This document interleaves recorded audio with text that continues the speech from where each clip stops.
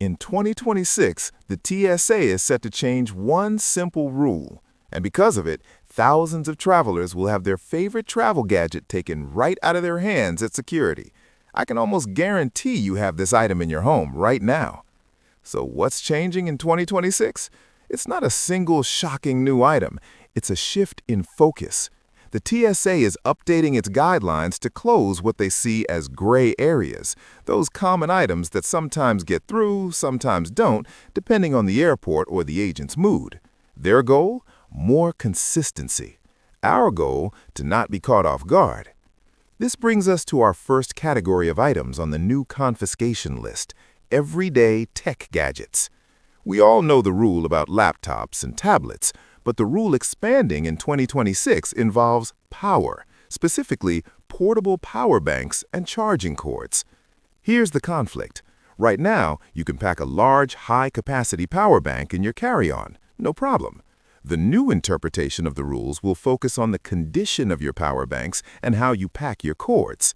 A power bank with any sign of damage, a swollen battery, a cracked case, exposed wiring, will be an instant red flag. It won't just be denied, it will be confiscated for safety. And those tangled cords in the bottom of your bag? That's a bigger risk than you think. Agents are being trained to see a mess of cords as a potential concealment risk. A single, neatly coiled cord is fine, but a knotted bird's nest of phone chargers, headphones, and USB cables, that could cause your bag to be pulled for a lengthy manual search. And in that search, they might find something else you didn't realize was a problem. But the tech item that trips up more people than any other is smaller and probably in your pocket right now. That smaller tech item is your smartphone. Not the phone itself, but what's inside it. TSA is increasing its focus on what they call data-capable devices. In 2026, if your phone, tablet, or laptop is completely dead, as in zero battery, won't turn on, an agent may have the authority to not let it on the plane. They need to be able to confirm it's a real device. A dead device could be used to hide other items. The payoff? Always make sure your electronics have a little charge before you fly. Now let's move to the second category, and this is where it gets personal. Personal care items. We know the 311 liquid rule. That's not changing. What is changing is the enforcement on powders and pastes. That large Costco-sized container of talcum powder or protein powder you check in your carry-on, if it's over 12 ounces, it's already subject to additional screening. In 2026, the threshold for what triggers that lengthy test is getting lower. But here's the sneaky loophole that's closing. Many savvy travelers know that solid deodorant is unlimited, so they buy solid sticks. The new guideline targets creamy solids. That deodorant or sunscreen stick that feels a little soft, that melts just slightly in heat, if an agent determines it's not a true solid, it will be counted against your liquid limit. If your bag is already full of liquids, that simple stick could put you over, forcing a last-minute decision at the bin. It's a frustrating rule change because it seems so subjective, but none of these personal items will hit your wallet as hard as the next group. Category 3 is where the real financial pain happens. These are common hobby and home items that are expensive to replace and surprisingly easy to forget about in your carry-on. First, tools. That multi-tool or small set of precision screwdrivers you keep in your backpack for emergencies. If the tool has a blade any length, it's prohibited.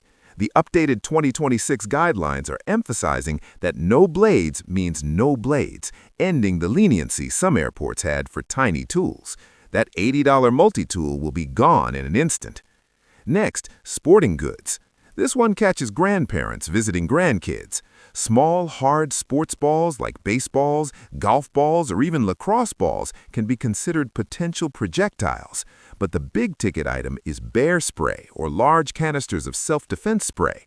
Often bought for camping trips, these are absolutely prohibited in both carry-on and checked bags by airline policy. Trying to bring it back on your flight home will result in a costly confiscation. And finally, and this is a major one, non-FAA-approved electronics. This includes certain types of handheld fans, travel humidifiers, or especially powerful portable heaters. If the device has a heating element or a large uncontained motor and lacks clear FAA certification, it won't fly.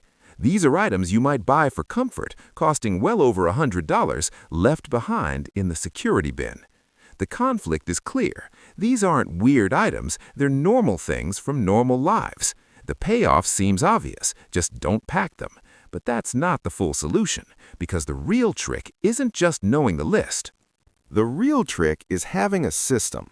A last-minute frantic check of your bag is how things get missed.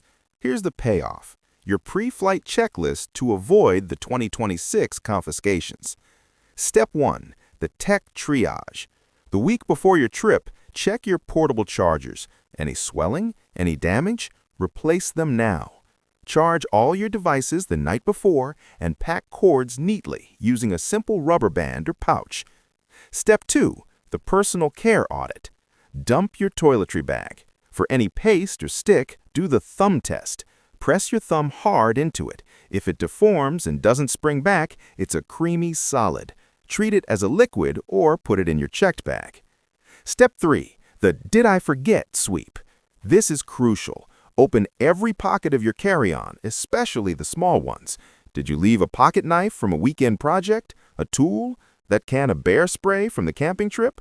This 5-minute sweep saves hundreds of dollars. Your most powerful tool is free, the My TSA app.